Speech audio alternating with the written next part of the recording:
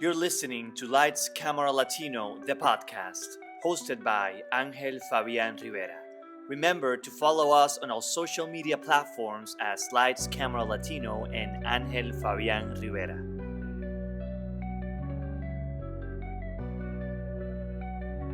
Hello everyone, welcome to Lights Camera Latino, the podcast. As always, this is Angel Fabián Rivera, and here we are today on another episode. I am so sorry I haven't been recording new episodes. It's been a long ride this past few weeks, but I'm excited to bring this new conversation today about a new project that's coming up there. So, before we dive in, I want to introduce to you a champion of innovation in entertainment. From ballroom champion to award-winning producer, Clyde C. Harris' path has led him to the forefront of storytelling through tech and television.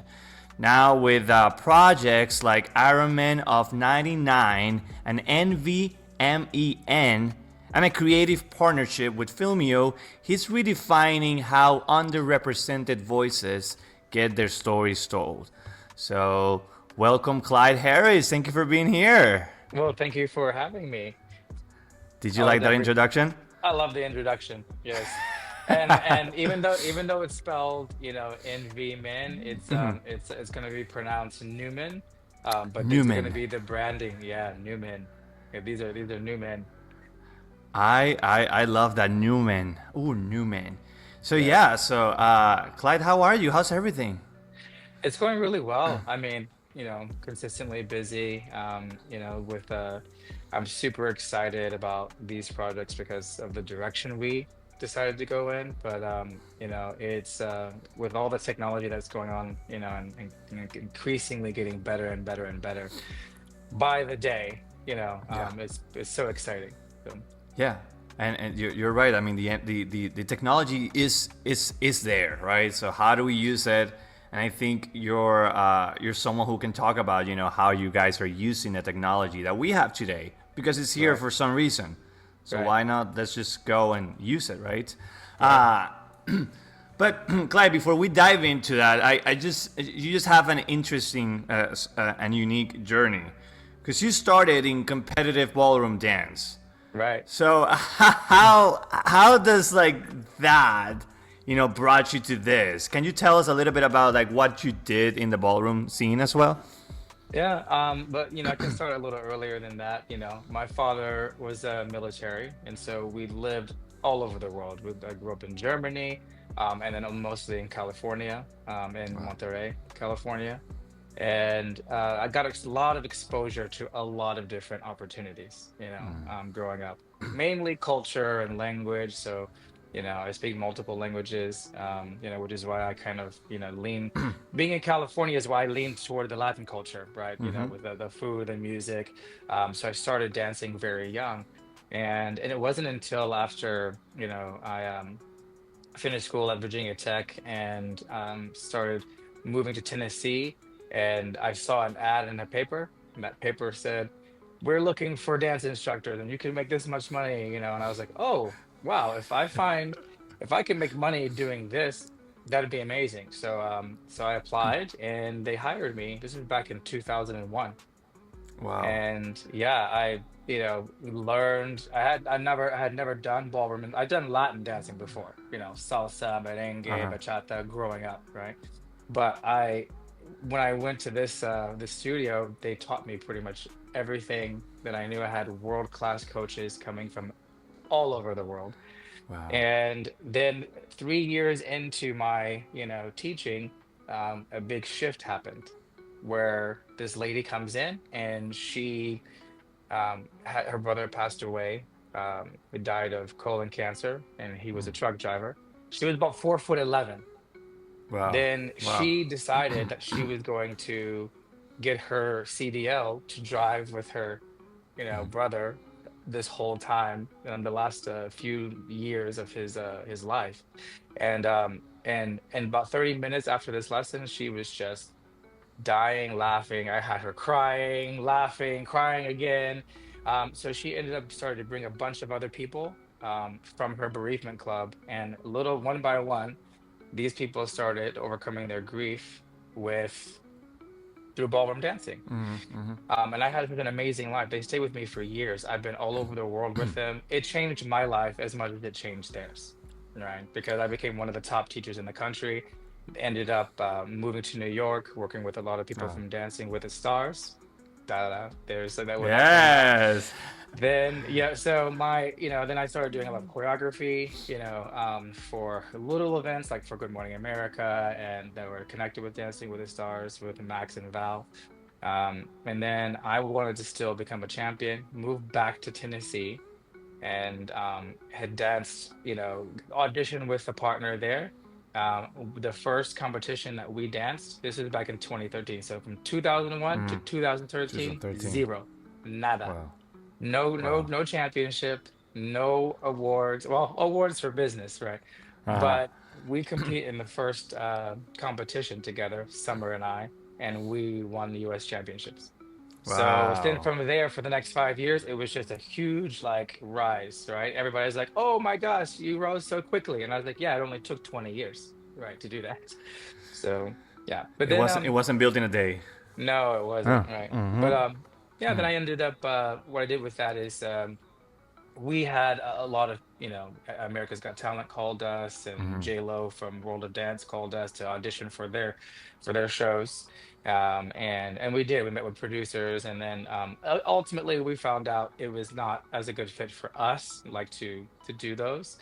However, it did spark another idea and energy, and I said, you know what, did have such an interesting life. I want to be able to tell my story through dance, and so my first idea was to talk about these people who were overcoming their grief in dancing, and so I started writing a TV series idea called Good Grief, right? Oh So people who wow. are overcoming their, it hasn't been finished or fully developed yet because I'm not a screenwriter, but But I it's did through dance, like how you were writing about that as well, about your own experience exactly. fully. Oh Okay. yeah, yeah, and all the characters that you meet. I mean, in Yeah, the I must dance world. imagine.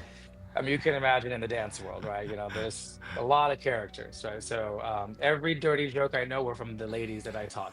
Like really, Shout out to the ladies out yeah, there. right. So yeah, so but really that's where I got my interest and then so I met Penny Styles who had worked with NBC and Disney, and she's worked in Los Angeles for so many years, but happened to live in Tennessee, and we happened to go to this same network meeting event, kind of like how you and I met. Right. Right, that's how it Yep. happens, right? That's how it So happens. yeah, we talked to a bunch of people in this meetup, and I sat down and talked with her, and she said, after telling my story, she pulled out a card and said, "You need a screenwriter." And I said, "Oh, okay." So she goes, "I want to invite you to a party." This is how it always happens. They invite you to a party, and then from there, like the rest is history. Since then, I've been invited to, produce over 14 different projects. Wow. That was back in 2018. Penny was like, you want to learn this business? Just go work on set. Wow.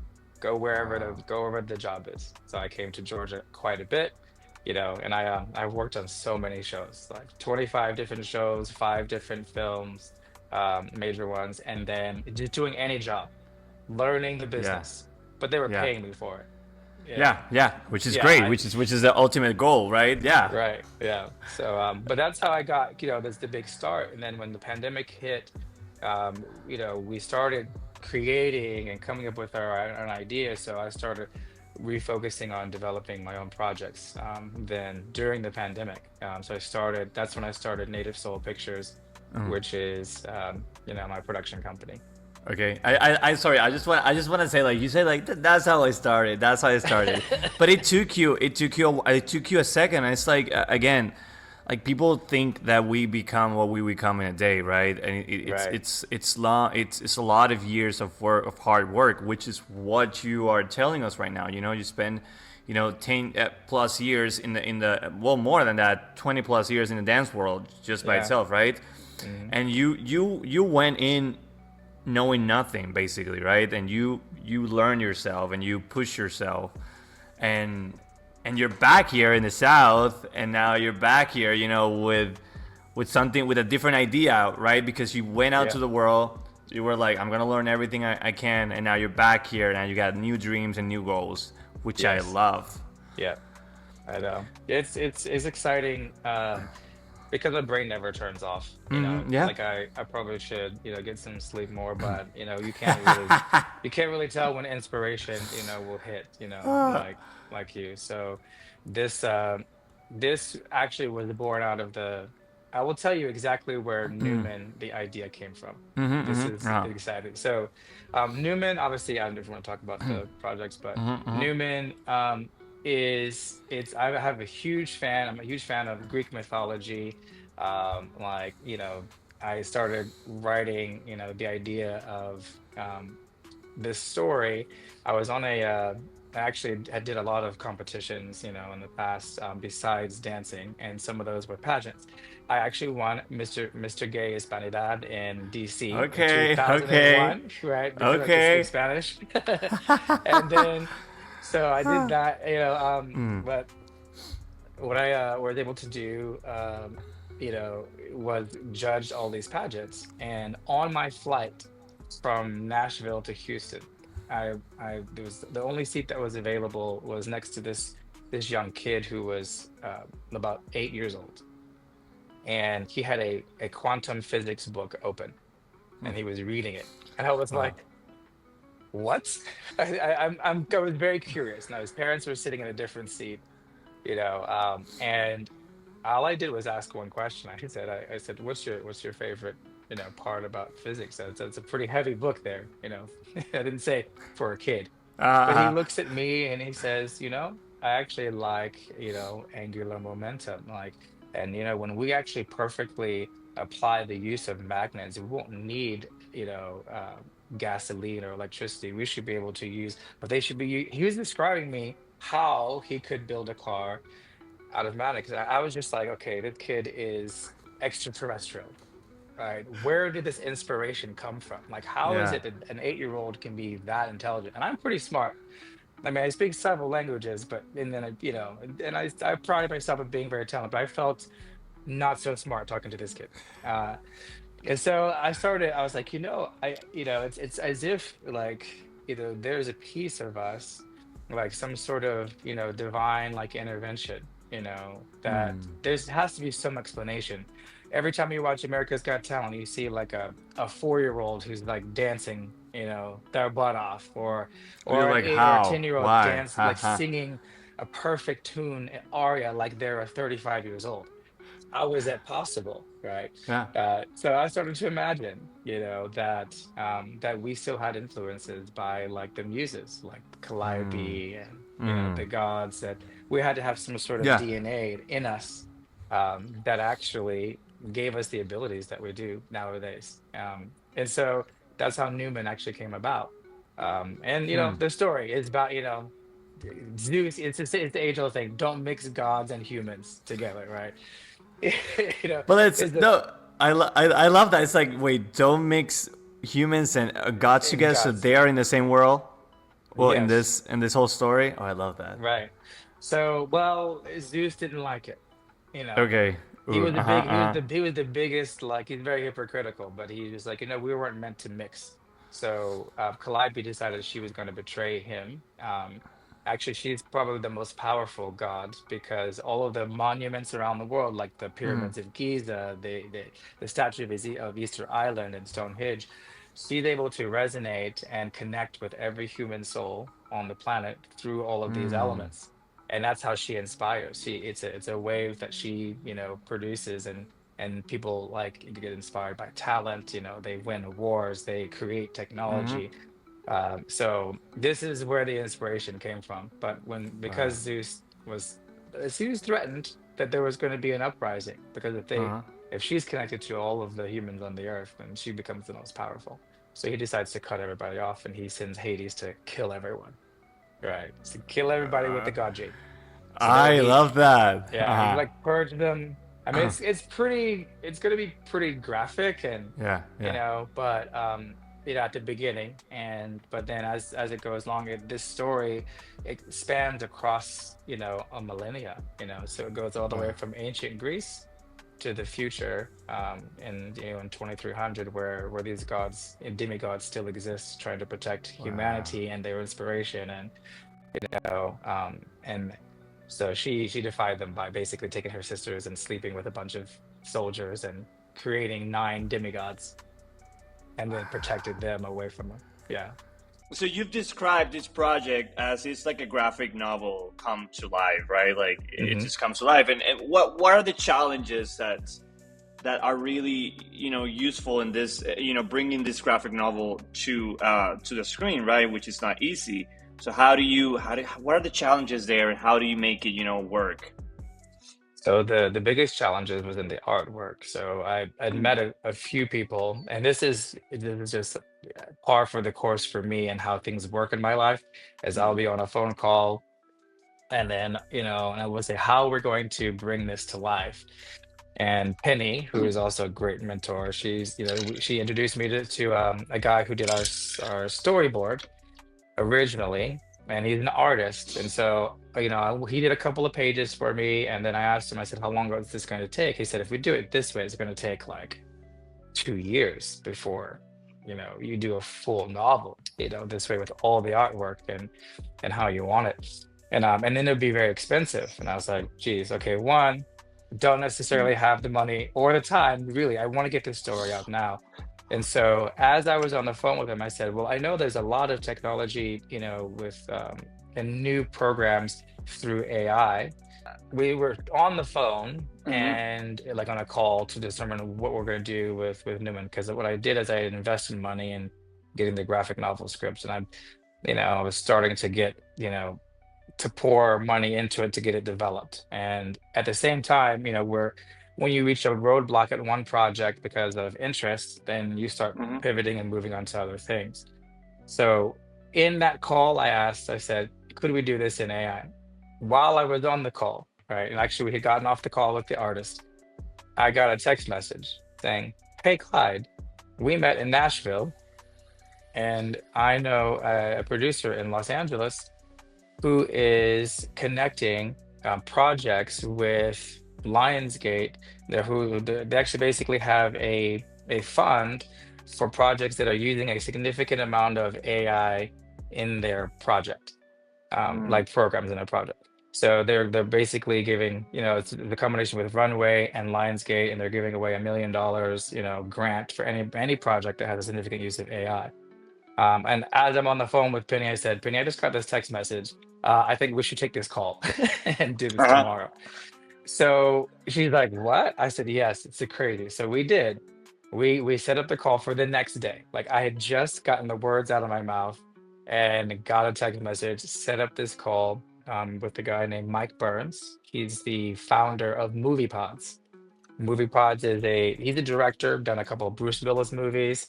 He is very, very experienced and extremely technical. The guy's a genius, right? Mm-hmm. So he said that he started a class to learn more about all the technology. We wanted to join. He created this proprietary software, which is a whole movie producing suite in his company. And and he's able to produce, on average, depending on like what's involved, like 2 minutes of finished film making per day with it. And I was like, what? How Wow. is this possible?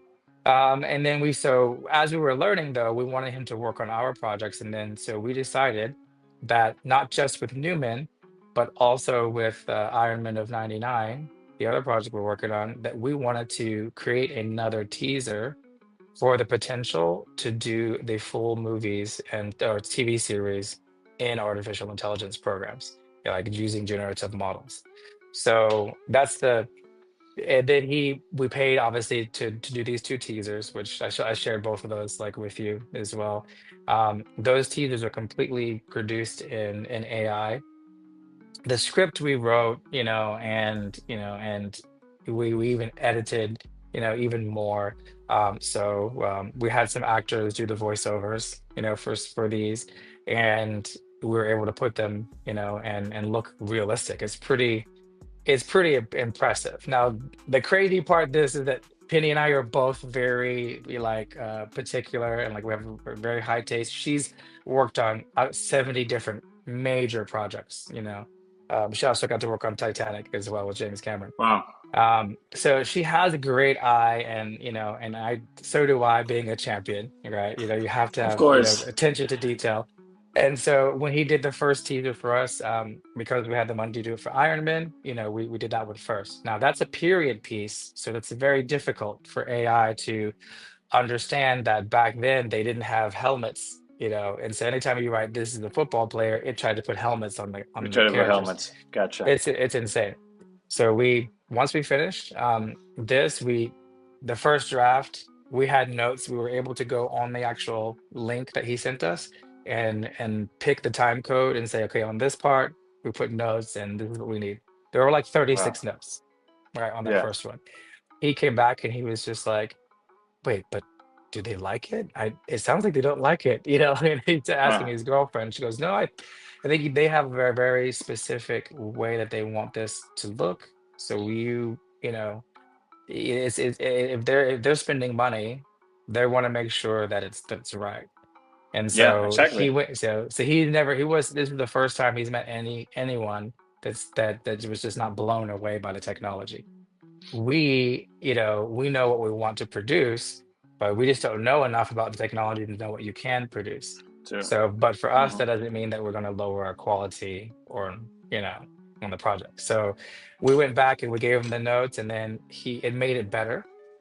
And so now we started collaborating with him at Movie Pods on a bunch of other different projects. And then we paid him to do Newman as well. And he liked that one. That one's more fantasy, so it's much easier to do fantasy Uh-huh. when you don't have very, very specific parameters to deal with. So and then as he was working on Iron Man and started on Newman, the technology changed. It was within a couple weeks. It got Huh. better and better. Like every week, it kept getting better and better, and there are more things that you could do with it. The challenges that we're going to have is with the lip syncing. So to make it look real. And so that technology has already gotten better, even within, the past couple of months of us working on these projects, which is crazy. So, so it's crazy that you mentioned that right now because while you're working on this project, which things that were kind of impossible a couple months ago, you can make them now happen, right? Right. You could produce a full on movie completely in AI. Now there's some technological, issues that will that they have that will not make they make it a little bit difficult to create the same image or the same model with the same costume, because AI continue if you in each scene or each take, it may want to change the costume. So it has to remember, like, from scene to scene. So there's ways that we're working around that. We're gonna actually go to Los Angeles, and we're gonna film with full wardrobe, because it's the period piece. It's very difficult, Mm-hmm. because it has to be. And we create a model, and that model, will be able to act out the scene on a volumetric stage. So it'll be motion capture, and then we'll be able to use that in different scenes throughout. And honestly, there's some issues with, not issues, but there've always been concerns with SAG, but there are all kinds of rules, that they've come up with. So SAG-AFTRA has been they've been on top of everything when it comes to what, the legalities, making sure that everybody gets paid. Like if their image appears in, 6 episodes, they get paid this amount. So there's a lot of things that we, have to navigate, like, with it. But ultimately, the cost of the production, those two teasers that we did, Uh-huh. we paid a fraction of the cost that it would cost to produce them live. With Okay. the set design and the background, and even if we were able to do it on an LED stage, those LED stages are super expensive. I mean, you could spend, just to book that stage, like $100,000 just on to book the From like the they do the space. Mandalorian, Uh-huh. like a yeah. So we could. It's basically taking animation and making it even more realistic. So that's what I was gonna, go for right now, because yeah, you're using AI today, and we know AI has become like a big thing, in the Hmm. acting world too, in SAG-AFTRA with the rights and all that stuff. But I still see that you guys are still, employing artists in a way that it's, they're still being part of the creation of it, and the development of the story. So, do you think AI is definitely people just don't know how to use it, in terms of like, how do we bring it in, without not having a creators as being part of it? That makes sense? Because Hmm. that's being very big right now, and I want you, to talk a little bit about how you're going through with that, how you're facing that, as because you're also an artist. So how do Right. you face that, right? Like, from the point of like being a creator yourself, and having Hmm. people come in and being part of it still, but still using AI, because it's like you said. I think it's this animation being taken to the next level, because I Hmm. saw the trailers, both of them, and I was like, it's just, yeah, it looks like animation being taken into like live action, right? Like, how do we Right. they taking it like far? It's like Lion King did that too, so it's like, Right. wow, yeah. So It yeah, I just want you just to talk about that. Uh-huh. yeah, the my personal feeling is that, anytime you collaborate, whether it's with a generative model or whether it's with a human, being, the collaboration is what is producing it. So it's still humans creating the project. We're doing the editing, we're putting, doing the sound design. I'm designing the costumes, all those costumes that you saw for Newman. I designed those. It Wow. took so much time. I did it myself, which is more cost effective with me, taking time to actually do it and learn.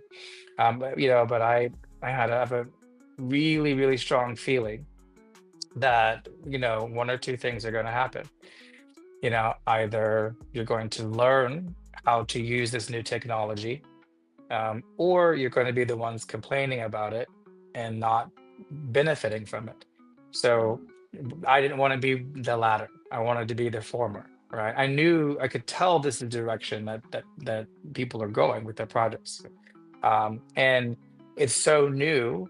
I didn't want to wait until a year from now and then be left behind when it's way more expensive to do that. Mm-hmm. Right now, people are just wanting to experiment, and because of that, the pricing for us to be able to produce the concept to, I mean, we could still take these projects and then produce them in live action if we wanted to, but now we have an amazing proof of concept, fully, because everyone kept asking us, do you have a teaser? I was like, no, if I have a teaser, I'd have to spend the money to produce it. It would cost me $1 million just to do a teaser for a period piece, Mm-hmm. that's quite a bit. It didn't cost us that for these two.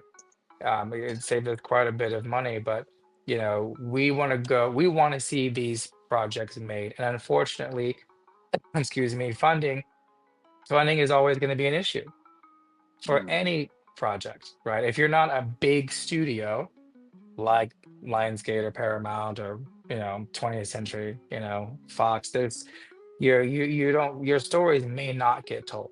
And so I kept asking these questions. How is it that people that are underrepresented will ever get a chance to be able to get their story told? Because they're super talented. There's a lot of great ideas, but not everybody gets heard. So when I Mm-hmm. started asking those questions, I started getting more and more answers back. And that's how we ended up connecting with Filmio. So, and which is interesting because that company is in San Diego and Mm. Movie Pods is in Los Angeles. I'm in Atlanta, So Georgia. it's all Yeah. around. Yeah. I'm like, Yeah. I'm like, you guys are so close to each other, but you don't talk to each other. I mean, there's Mm-hmm. all this great technology that's going around. And so I'd known Ian Lewinter before on this group called Metal. Metal it's like inspiring men who are entrepreneurs, and I kept my eye on him, and I saw recently that they're doing a fundraise to create their own projects. Mm. But Filmio, it's on a blockchain.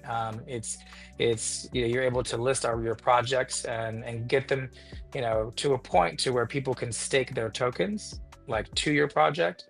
And what that will do is as it gains more fans, and it's basically a market research. Do people want to see this project getting made?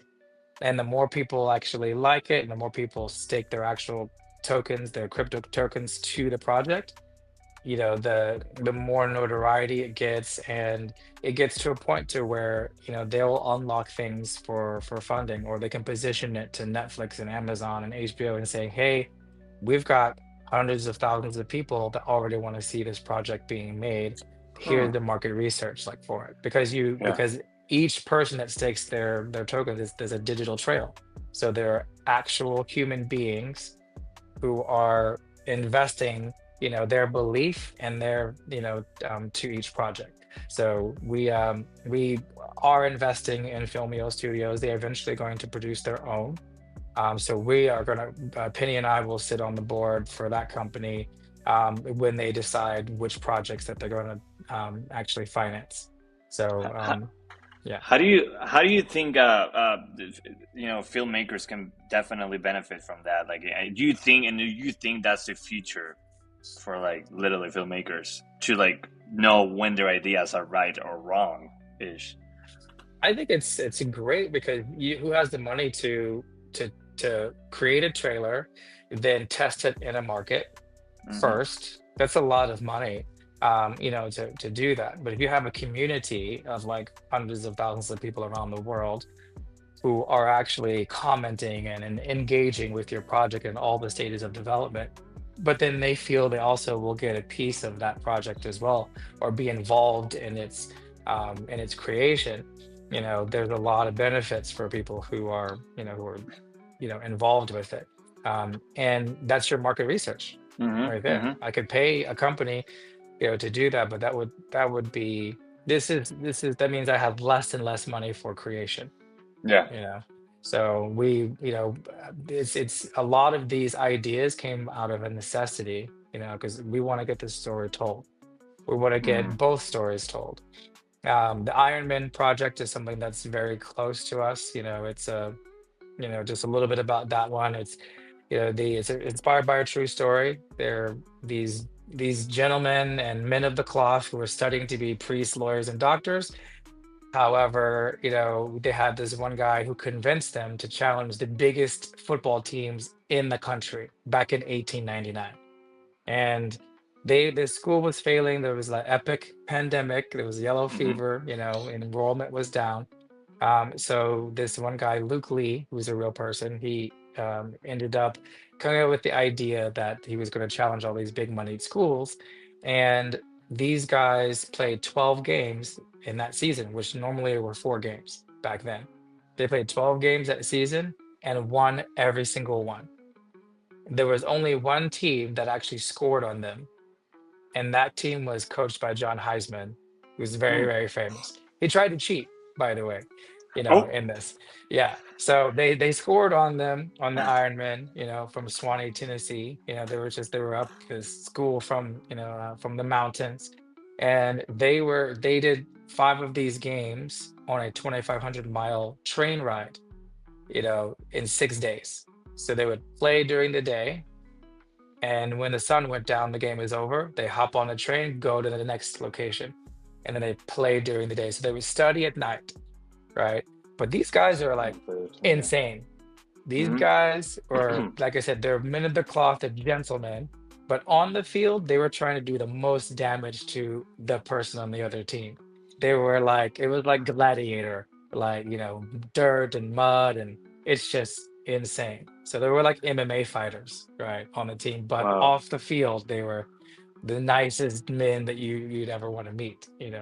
So, but those games, they played in 5 days. Those 6 games, complete shutout. Nobody scored on them. That's why they were called Iron Men, because they couldn't be beat. And then and they were had no substitutes. Where other teams were having substitute players, they just couldn't beat these guys, and so they Uh-huh. were named the number one team of all time by the College Football Hall of Fame. Yeah, which is insane. Yeah, Yeah, so insane. we have this. Yeah. Yeah, no, no. It's just for me. It's very because how do you actually approach like being very authentic and also making it engaging, right, to modern audiences? Because today it's hard for people to watch period pieces. So how do you make that? How do you take Mhm. that story? Because I saw the trailer and I was like, this looks sick, right? Right. Like it looks Yeah. good. It's like, how do you approach that? How what type of research do you do? What do you bring in? What do you reimagine, or how do you Mhm. approach that? Well, these are real people. Mm-hmm. So, when Penny and her husband Steve originally were researching the project, they had access to all the archives. So they would see Mm. letters that the Oh. players had written, and you can start to see these people start to come to life because they had real feelings about this brutal game that they played back in 1899. And so we also think that since AI doesn't really have a really good reference points for that Mm-hmm. period piece, that there would be a huge challenge to be able to produce an AI TV series that was a period piece because it's very difficult because it's going to want to put things in there with all the new information and models, and Mm-hmm. when you say football, it's going to want to put pads and helmets. So there's a lot of work that we would have to do, but I believe, I'm not going the easy route, obviously. I'm trying to get these things funded ourselves. It's not the easy route. Uh-huh. However, I feel that, doing this and then sticking to that, it'll be groundbreaking, and no one's done it before. Mm-hmm. Well, actually, no one's done a lot of things when it comes to AI, but definitely no one has done a period piece, and had it generated in AI. That's to me is a little bit anachronistic, right? It's like out of time because you have some futuristic technology you know, um, that is actually telling a story or helping us tell a story, that existed back in the 1800s, right? Or early Exactly. Yeah. 1900s. Yeah, Wow. I like it. That's I love that. And I love the way that it's being developed. And I love the I saw both trailers. I saw that one, but it got me very interested in interesting football in the 1800s. Interesting, which is something like I'm excited to see and know more about the story. Uh, Clyde, you've spoken openly about the struggles of connecting projects through funding, right? Hmm. So can you tell us one thing creators don't realize about financing their own work? Like what's the biggest moment that you were like, oh fuck no, like this and that, sorry for the word, but yeah. I understand. No, well, the challenge is that you're going to meet a lot of people in this industry, right? And it's very everybody has a great idea. I mean, there are lots of Hmm. great ideas like out there. The challenge is getting someone. One, they have to buy you, and Hmm. they have to like you, right? Then they have to love your idea. Yeah, if they don't like you, forget about telling your idea. All right, Hmm. so people just have to realize that it's not just we have a slate of projects, right? But those Hmm. slate of projects are all different. Like you've got Iron Man, which is a period piece, and I've got Newman, which is more futuristic fantasy, right? And we Hmm. have a lot of everything in between, or Good Grief, which is a feel good, television series centered around dancing. You know, you're the person, that is really the brand. All right. If they like you, then the chances of you getting into the door, are better. And that's unfortunate, but this industry is kind of almost a who you know industry. Like I wouldn't have been at the party that you and I met had I not known, a good friend of mine, Josh Harris.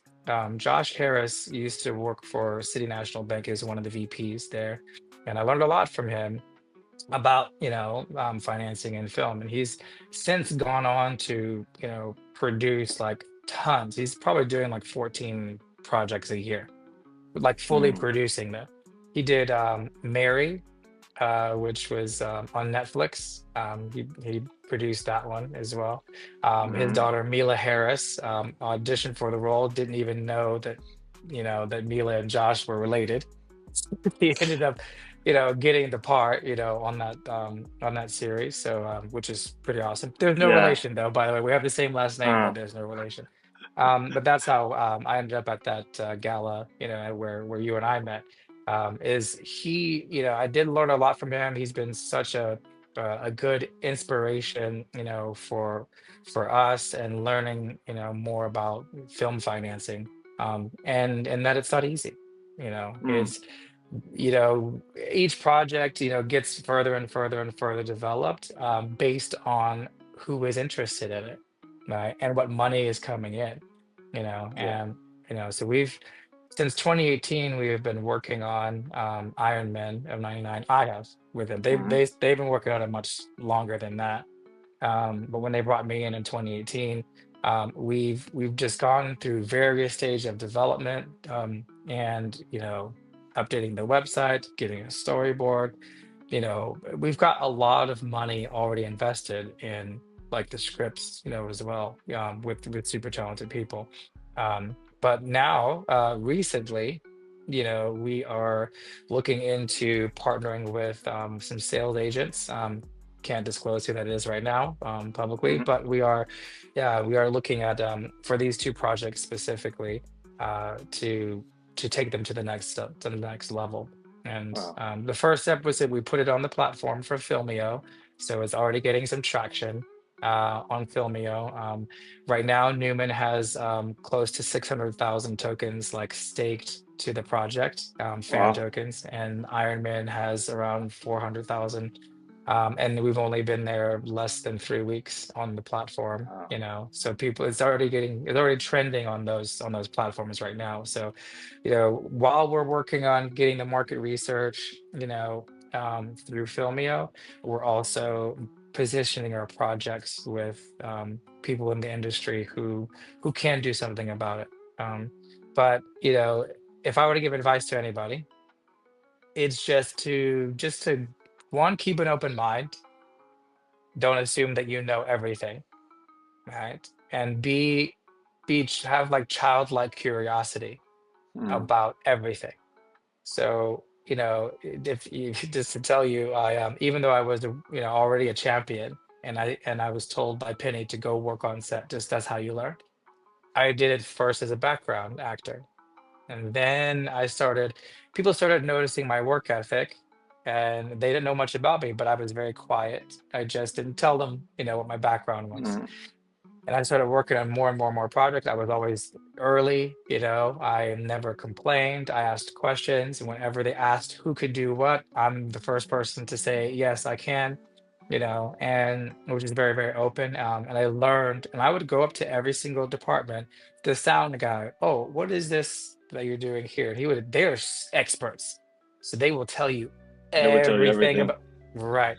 And I saw this lady with this device, like she was looking into the camera, she was doing like twisting back and forth. What is this? She goes, oh, this is how I'm focusing the film. Really? That's amazing. I was so curious about it. And then there was like Penny will laugh at me if I tell you this, but one time I was on set, and then I called her a couple of times. I do this quite often because she just told me go work, and I said, Penny, every time we do a turnaround, people are throwing up gang signs. What is that? She's like, what? What do you mean gang signs? It's like, I don't know. They got like two fingers and they're just like talking, and they're like, she goes, okay, is it what? She goes, take your thumb and your finger, right? Okay, now put it up. Take your left hand, do the same thing. Oh, it's the frame. All right, that's that's what they're doing.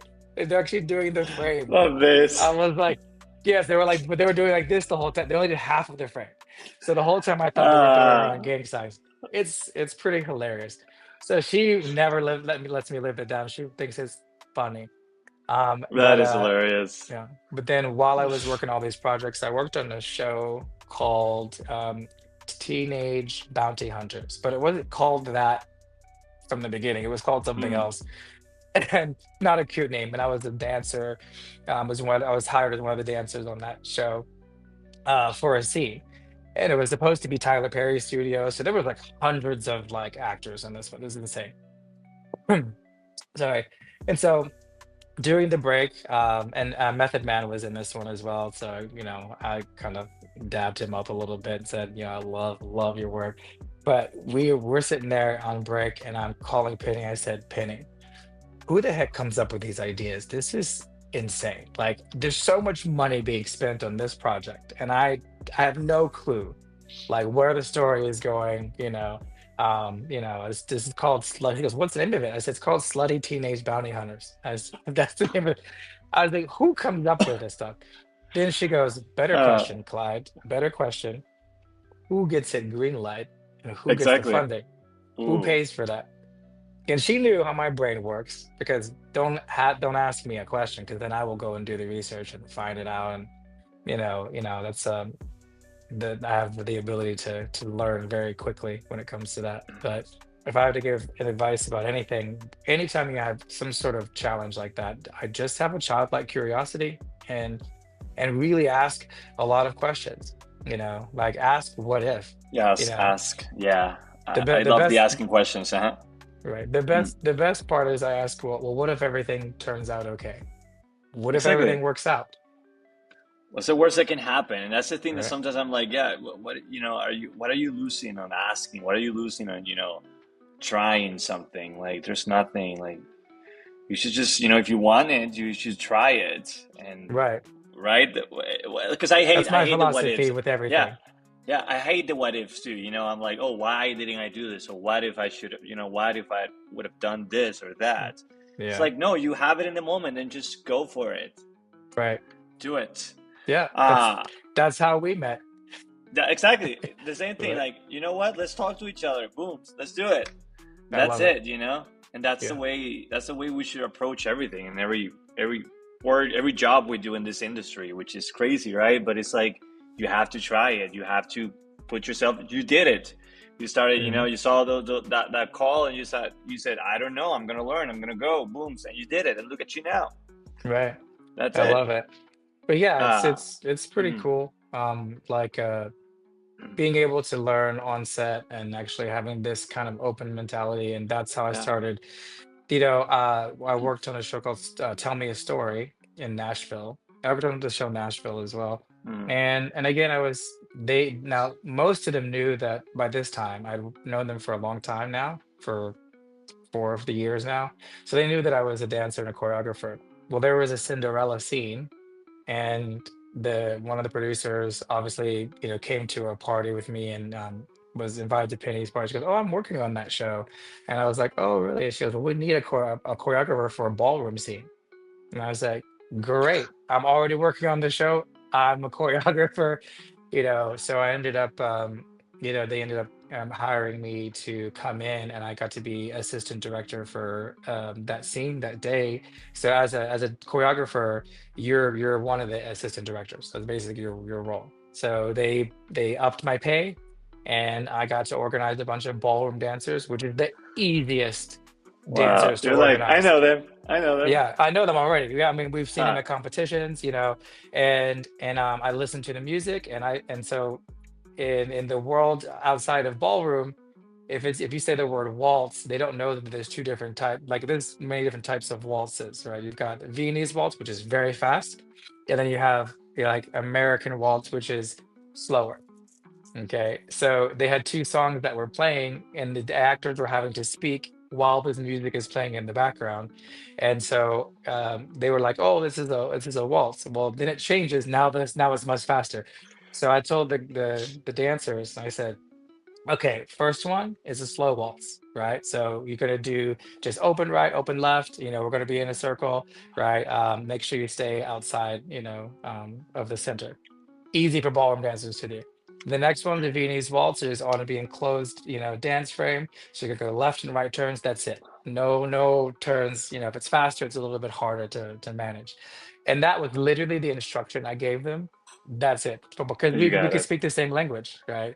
and it was very easy to manage. And then I had to teach the actors how to do waltz as well, but they also had to do it while they were talking. That's the difficult, and stay on time to music. That's very difficult. Yeah, Yeah, for non-dancers to do. for an You answer to know. do. Yeah, yeah. I Yeah. must imagine. Right. I So love how you that's speaking. I love how you speak in another language when you turn into yeah. dance. It's like a booms. It is. It's a universal language. Yeah. Is it? It is. It is. I love Yeah. that. Uh, Clyde, thank you so much for this conversation again, for everything that you bring in, and for what you're doing, for the industry today. Because I think it's what you're doing is revolutionary and different, and new, and something that hasn't been done. And what you and your team are doing, it's incredible, and I cannot wait to see it. So with that, I want to know, how can people see the trailer? How can people support your project right now? Where can people go if it's open to all of us, right? Right. And yeah.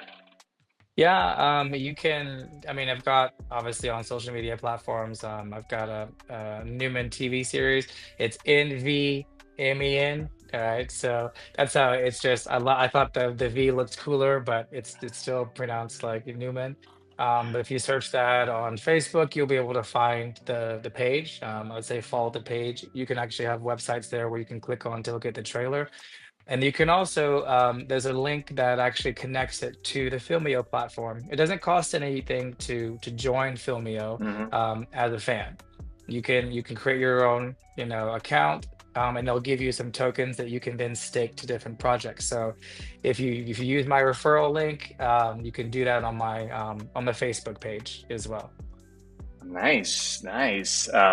So yeah, be sure to follow them and see their work and support. And it's a new project, and you got to be the first one to know what's going to happen with the project. So Yeah, you got to be on top of it. and they could be a part Uh, of it. Yeah. right, that's it. Yeah. I'll be waiting for my call to do some voiceovers. Some you never know. Yes.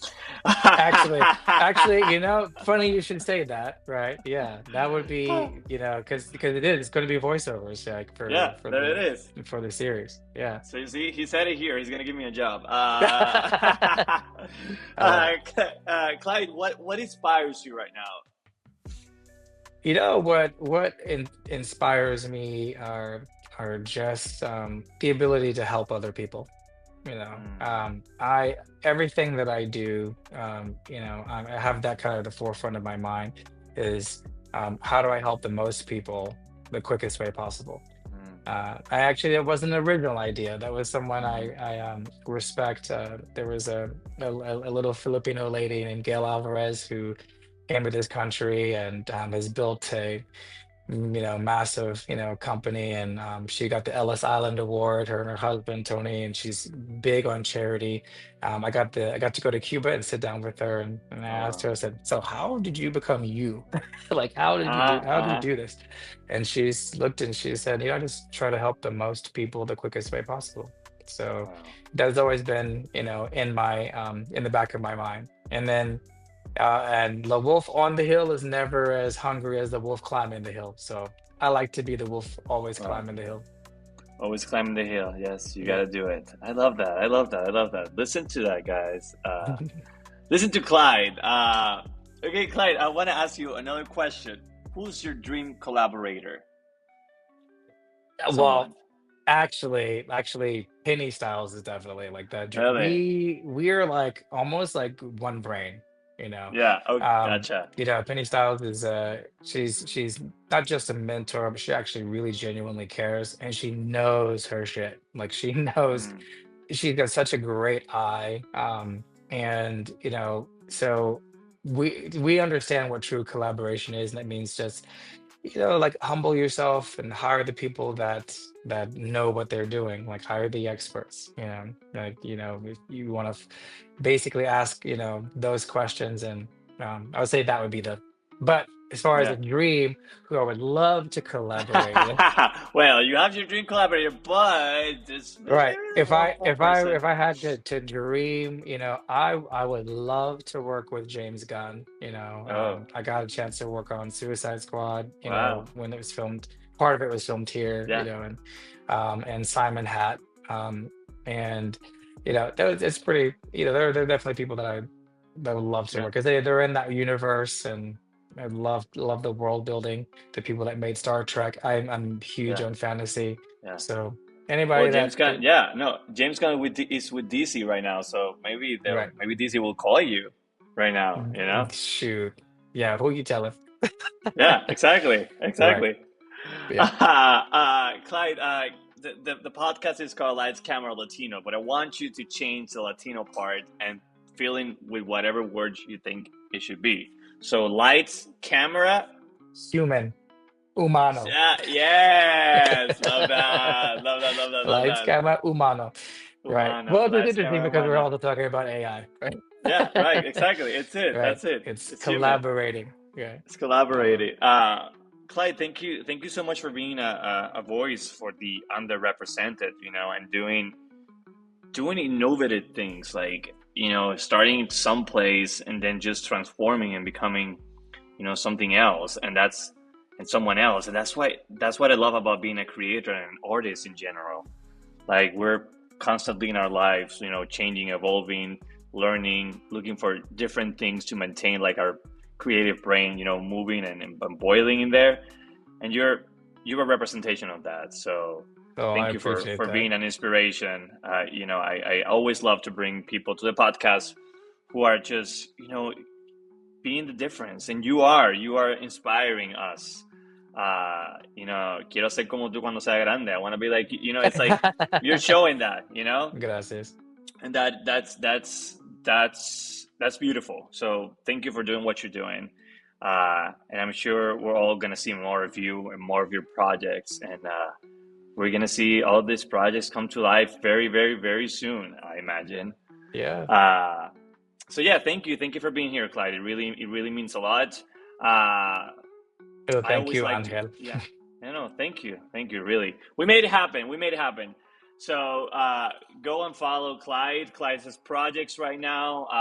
This was another episode of Lights Camera Latino, the podcast. And I always like to end the podcast saying this phrase: "When life knocks you down, levántate con más fuerza. Keep fighting." Hasta la próxima. This was Lights Camera Latino, the podcast.